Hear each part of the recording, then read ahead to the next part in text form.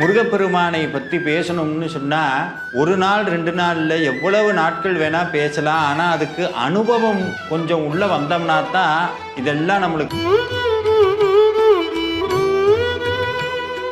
இப்போது புதிய அறிமுகம் ஆச்சி ஹோட்டல் சாம்பார் 50 கிராம் ரூபாய் 20 மட்டுமே. முருகன் எனக்கு காட்சி கொடுக்க மாட்டாரு, முருகன் என்னை பற்றி பேசவே மாட்டாரு, முருகன் என்னை நினைக்கவே மாட்டாரு அப்படின்னு சொல்லி நிறைய பேருக்கு ஒரு சந்தேகம் இருக்கு. முருகனுடைய அருளோ மிகப்பெரிய கதவு மாதிரி, நம்மளால அசைக்க கூடி முடியாது. ரொம்ப எளிமையா சொல்லிடுறேனே, அருணகிரிநாதர் எதை செய்தாரோ அதை செய்தால் முருகனுடைய அருள் நமக்கு. நிறைய பேருக்கு ஒரு சந்தேகம் வரும், முருகனை நான் நினைக்கிறேங்க, ஆனால் முருகன் என்னை நினைக்கிறாரான்னு தெரியலையேன்னு கேட்டால், எப்போ உங்களுடைய நாவிலே திருப்புகழ் வந்ததோ, எப்போ உங்கள் நாவலில் கந்தர் அலங்காரம் வந்ததோ, எப்போ உங்கள் நாவில முருகனுடைய திருநாமம் வந்ததோ அப்பொழுதே. நிறையா பேர் கோவில்களுக்கு தல யாத்திரை போகும்போது என்ன பண்ணுறோம்னா ஒரு டூர் மாதிரி போக ஆரம்பிச்சுட்டாங்க. இதுக்கு பேரே கோவில் டூருன்னு வச்சுருக்கிறாங்க. அப்படி போவதால் நம்ம கண்ணில் போய் நிறைய பார்த்தோங்கிற ஒரு பலன்தான் கிடைக்குமே ஒழிய ஆத்மானுபூதி கிடைக்குமான்னு கேட்டால் ரொம்ப சந்தேகம்தான். கோவிலுக்கு போகிறதுக்கு முன்னாடி கட்டாயம் விரதம் இருந்து தான் ஒரு கோவிலுக்கு போகணும். நாட்களை வேணால் குறைத்து கொள்ளலாமே ஒழிய விரதத்தை விடக்கூடாது. முருகனுடைய திருச்சின்னங்களாக இருக்கக்கூடிய வேல், மயில், சேவல் இதையெல்லாம் தாண்டி கடல் வருது, கடல் பக்கத்தில் ஒரு கோவில் இருக்கிறது, முருகனும் சிவலிங்கமும் சேர்ந்து வருகிறது. இதெல்லாம் கனவுல வந்ததுனாலே நீங்க பார்த்த கனவும் இது உங்களோட ஏதாவது ஒரு படை வீட்டோட ஒத்து போச்சுன்னா அதுதான் நீங்க எழுதியே வச்சுக்கலாம். 6 படை கோவில்ல ஏதாவது ஒரு கோவில்ல கட்டாயமாக முருகன் உங்களுக்கு. முருகா, இதே மாதிரி வருடா வருடம் என்னை உன்னுடைய திருக்கோவில்களுக்கு வரக்கூடிய பேற்றை எனக்கு தரணும்னு சொல்லி சாமிகிட்ட வேண்டிக்கணும். ரூபிலக்ஸ் paints, best quality, best value for money. உங்கள் பேர் சொல்லும் பெயிண்ட் ரூபிலக்ஸ் பெயிண்ட்ஸ். பக்தி கதைகள், பக்தி பாடல்கள் மற்றும் ஆன்மீக சொற்பொழிவுகள் மூலம் உங்கள் ஆன்மாவை தூய்மைப்படுத்துங்கள். இன்றைய ஆலய ஆப்பை டவுன்லோட் செய்யவும். ஆன்மீக கிளிட்ஸ் நேயர்கள் அனைவருக்கும் என்னுடைய அன்பான வணக்கங்கள். வேலுண்டு வினையில்லை, மயிலுண்டு பயமில்லை, குகனுண்டு குறைவில்லை, கந்தனுண்டு கவலை இல்லை.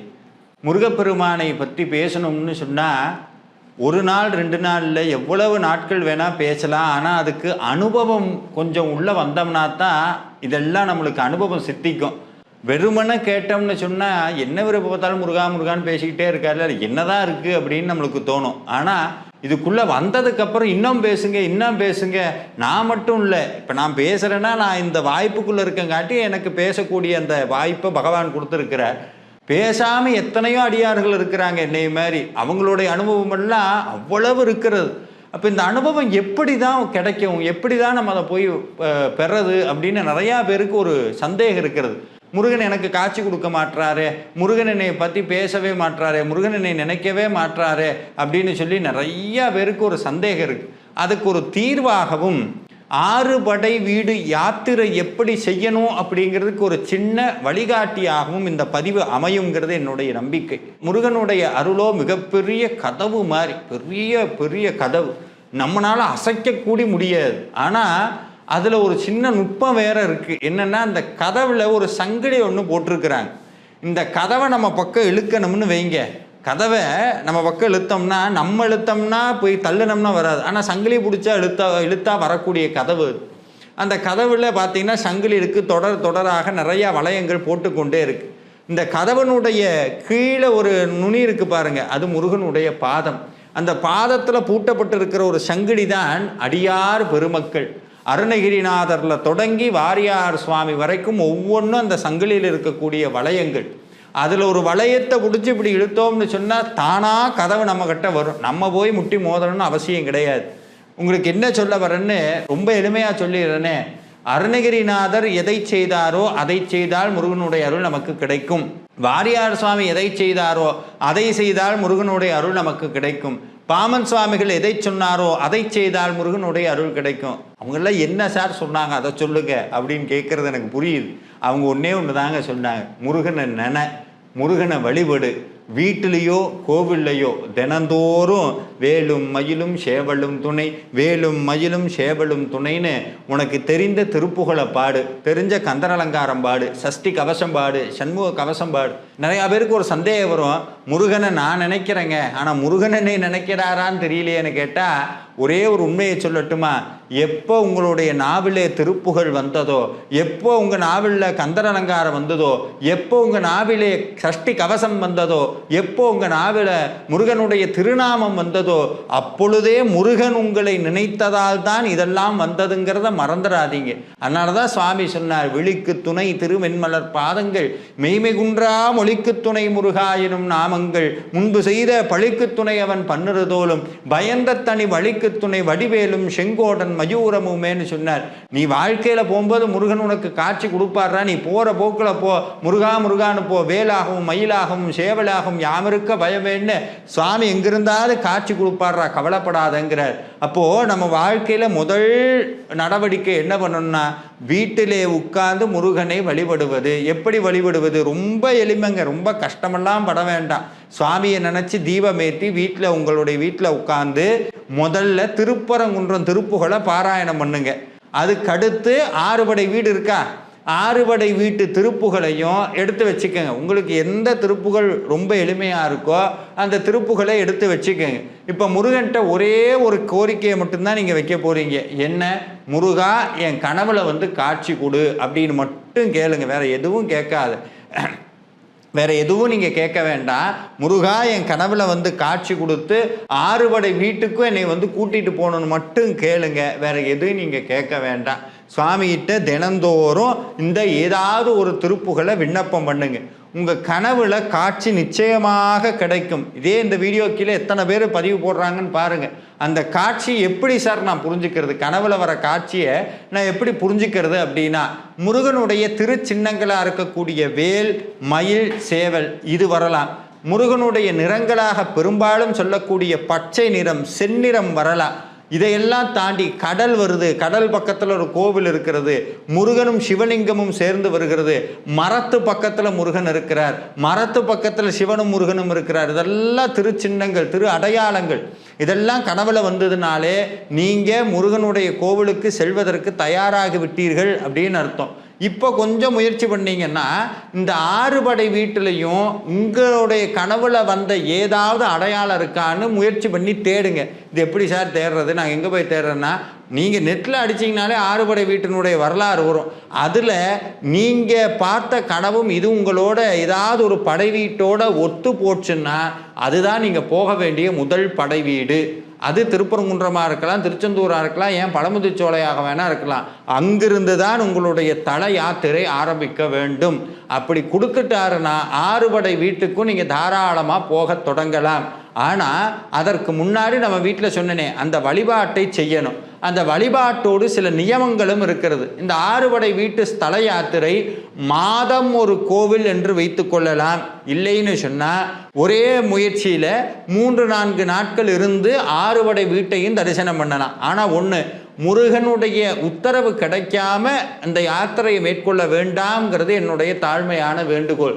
அந்த உத்தரவு எப்படி வாங்கிறதுன்னு நான் முன்னாடி சொன்னேன். அந்த உத்தரவு கிடச்சிருச்சு, பொதுவான சின்னங்களாக வந்துருச்சு, மயில் வந்துருச்சு, இல்லை வேல் வந்துருச்சு அப்படின்னாலே நீங்கள் தல யாத்திரையை தொடங்கி விடலாம். அது எப்படி உங்களுக்கு சௌகரியமோ. இப்போ உதாரணத்துக்கு நீங்கள் சென்னை பக்கத்தில் இருக்கீங்கன்னா திருத்தணியில் ஆரம்பித்து அப்படியே ஒவ்வொரு கோவிலாக தரிசனம் பண்ணிட்டு வரலாம். இல்லை நீங்கள் திருப்பரங்குன்றம் பக்கத்தில் இருக்கீங்கன்னா திருப்பரங்குன்றத்திலிருந்து ஆரம்பிக்கலாம். ஆனால் நான் போன பதிவிலேயே சொல்லியிருக்கேன், ஒவ்வொரு கோவில்லையும் எப்படி தரிசனம் பண்ணணும், என்ன திருப்புகள் பாடணுங்கிறதையெல்லாம் ரொம்ப சிறப்பாக சொல்லியிருக்கோம். அந்த திருப்புகளை எல்லாம் பாடி அந்தந்த கோவிலில் தரிசனம் பண்ணணும். இப்போ இந்த தல யாத்திரையை மேற்கொள்ளும் போது சில நியமங்களை கட்டாயம் கடைபிடிக்கணும். நிறையா பேர் கோவில்களுக்கு தல யாத்திரை போகும்போது என்ன பண்ணுறோம்னா ஒரு டூர் மாதிரி போக ஆரம்பிச்சுட்டாங்க. இதுக்கு பேரே கோவில் டூருன்னு வச்சுருக்கிறாங்க. அப்படி போவதால் நம்ம கண்ணில் போய் நிறைய பார்த்தோங்கிற ஒரு பலன்தான் கிடைக்குமே ஒழிய ஆத்மானுபூதி கிடைக்குமான்னு கேட்டால் ரொம்ப சந்தேகம்தான். அதுக்கு பேரே என்ன வச்சுருக்காங்க பாருங்கள், ஸ்தல யாத்திரைன்னு வச்சுருக்கிறாங்க. யாத்திரைன்னு சொன்னால் அதுக்கு சில நியமங்கள் இருக்கிறது. என்ன நியமங்கள்? இப்போ நீங்கள் சபரிமலைக்கு போகிறீங்கன்னா என்ன பண்ணுறோம், 48 நாள் விரதம் இருக்கிறோம். அதே தாங்க முருகனுடைய ஆறுபடை வீட்டுக்கு கோவிலுக்கு போகணும்னாலும் கட்டாயம் விரதம் இருந்து தான் போகணும். விரதம்னா என்ன அப்படின்னா உண்ணாமல் இருப்பதல்ல. அந்த ஒரு குறிப்பிட்ட நாள் எடுத்துக்கலாம், 45 நாட்கள் இல்லை 48 நாட்கள் 15 நாட்கள் எவ்வளவு முடியுதோ நீங்கள் ஆறுபடை வீட்டு கோவில்களுக்கு கிளம்புவதற்கு முன்பாக நீங்கள் ஒரு நாட்களை தேர்ந்தெடுத்து கொண்டு அந்த நாள் தொடங்கக்கூடிய நாள் சஷ்டியோ கிருத்திகையோ வெள்ளிக்கிழமையோ இல்லை செவ்வாய்க்கிழமையோ என்று வைத்து கொண்டு அந்த விரத நாட்களை ஆரம்பித்து விடலாம். இந்த விரத நாட்களில் அவசியமாக அசைவ உணவை தவிர்த்து விடுங்க. அசைவ உணவு வேண்டாம். பெரும்பாலும் வெளியில் சாப்பிடக்கூடிய உணவுகளையும் தவிர்த்து விடலாம். இல்லை நாங்கள் வெளியே தான் இருக்கிறோம், வெளியே தான் சாப்பிட்டாகணும்னா அதை தவிர்க்க முடியாத சூழலில் பிரச்சனை கிடையாது. ஆனால் முடிஞ்ச அளவுக்கு வெளி உணவுகளை தவிர்த்து விடுங்கள். உணவு வகையிலையுமே மிக எளிமையான உணவுகள், அதாவது சொல்ல போனோம்னா நம்மளுடைய உங்களுக்கு தெரியும் எளிமையான உணவுகள் எதுவும் தயிர் சாதம், பல வர்க்கம், அதுக்கப்புறம் ரொம்ப எளிமையாக ஜீரணமாகக்கூடிய உணவுகள். இந்த உணவுகளை எல்லாம் நம்மளுடைய உணவு பட்டியலில் சேர்த்து கொண்டு ஆடம்பரமான ரொம்ப எப்படி சொல்கிறது ருசித்து சாப்பிடக்கூடிய உணவுகள் எல்லாம் தவிர்த்தரணும் இந்த விரத நாட்கள். அந்த விரத நாட்களில் கட்டாயம் நம்ம செய்ய வேண்டியது இருவேளை வழிபாடு, காலை மாலை. எங்களால் முடியாதுங்கிறவங்க ஏதாவது ஒரு வேளையாவது வழிபாடு பண்ணலாம். அதே மாதிரி இந்த வழிபாடு பண்ணும்போது நான் நிறையா பதிவில் சொல்லியிருக்கேன், அந்த வழிபாடு எப்படி பண்ணணுங்கிறது. கட்டாயம் மலரிட்டு வழிபாடு பண்ணணும். எந்த வழிபாடு பண்ணாலும் ஒரு 2 பூவாவது சாமிக்கு எடுத்து போடணும். அது எந்த மலர் உங்கள் கைக்கு கிடைக்குதோ, எது உங்களுடைய இல்லத்துக்கு அருகில் கிடைக்குதோ அதை வாங்கி சாத்தி வழிபாடு பண்ணுங்க. இந்த விரத நாட்கள்ல எல்லாம் கட்டாயம் கந்த புராணத்தில் ஏதாவது ஒரு பாடலை பாராயணம் பண்ணலாம். கந்த புராண பாடல் நீங்கள் நெட்டில் சர்ச் பண்ணிங்கனாலே கிடைக்கும். அதில் ஏதாவது ஒரு பாடலை பாராயணம் பண்ணலாம். இல்லைன்னா குட்டி கந்த புராணம்னு சொல்லக்கூடிய கந்தர் கலிவெண்பாவை பாராயணம் பண்ணலாம். இந்த கந்தர் கலிவெண்பா, கந்தர் அனுபூதி, கந்தர் அலங்காரம், வேல்மாறல், திருப்புகழ், இந்த மாதிரி நல்ல பயனுள்ள நம்மளுடைய யாத்திரையை நிறைவடை செய்யக்கூடிய அற்புத மந்திரங்களை இந்த விரத நாட்களில் பாராயணம் பண்ணிட்டு சுவாமிக்கு, அதாவது ஆறுபடை வீட்டுக்கும் போய் சேர்ப்பதற்குன்னு ஏதாவது ஒரு பொருளை எடுத்து வச்சுக்கோங்க. உதாரணத்துக்கு ஆறுபடை கோவிலுக்கும் நீங்கள் போய் எண்ணெய் கொடுக்குறீங்க, இல்லை நெய் கொடுக்க போகிறீங்க, இல்லைன்னா மலர் ஏதாவது ஒரு பொருளை அங்கே சமர்ப்பணம் பண்ண போகிறீங்கன்னா அந்த சமர்ப்பணம் பண்ணக்கூடிய பொருளை எடுத்து வச்சுக்கலாம். இல்லை அப்படின்னா உங்கள் கையால் அன்னதானம் பண்ணி அந்த அங்கே போய் நீங்கள் பண்ணலாம். நீங்களே ஒரு சமைச்சு கொண்டு போய் அந்த ஆறுபடை வீட்டு கோயிலில் கொடுக்கலாம். அது முடியாதவங்க உணவுப் பொருட்கள் சமைக்காத உணவுப் பொருட்களை வாங்கி அரிசி பருப்பெல்லாம் வாங்கி தானம் பண்ணலாம். இந்த மாதிரி சில விஷயங்களை தயார் செய்து வைத்து கொண்டு அந்த விரத நாட்களில் முருகனை மனதார வேண்டி யாத்திரையை தொடங்கலாம். யாத்திரையை தொடங்கும் போது நம்ம ஊரில் இருக்க ஏதாவது ஒரு விநாயகர் கோயிலில் வழிபாடு செய்து விட்டு தான் யாத்திரையை கிளம்ப வேண்டும்.